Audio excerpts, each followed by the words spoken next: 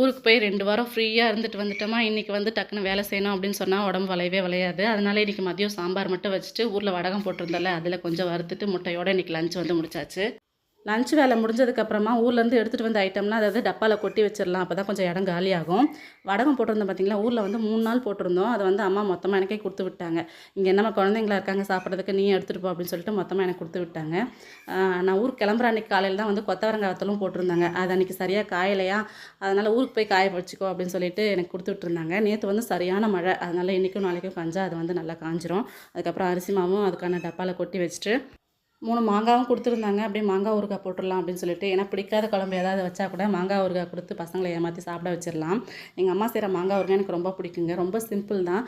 First கொஞ்சமாக எண்ணெய் ஊற்றி ஒரு 10 வெந்தயம், சின்ன பெருங்காயம் 2த்தையும் கருகாமல் வறுத்துட்டு அதை இடிக்கல்ல போட்டு பவுடர் ஆக்கிக்கணும். ஒரு வடை சட்டியில் தேவையான அளவுக்கு நல்லெண்ணெய் ஊற்றி கொஞ்சம் கடுகு கருவேப்பிலை வெடிச்சதுக்கப்புறமா நம்ம கட் பண்ணி வச்ச மாங்காய் அதில் போட்டுட்டு தேவையான அளவுக்கு உப்பு போட்டு அது கொஞ்சம் வெந்ததுக்கப்புறமா எங்கள் அம்மா வந்து காஞ்ச மிளகாயை மிக்சியில் அரைச்சி அப்படியே ஃப்ரெஷ்ஷாக சேர்ப்பாங்க. என்கிட்ட தனி மிளகாய் தூள் இருக்கிறதுனால அதை சேர்த்து அப்புறம் நம்ம இடித்து வச்ச பவுடர் அதோட போட்டு வச்சோம்னா சூப்பரான டேஸ்ட்டான மாங்காய் ஊறுகாய் ரெடிங்க.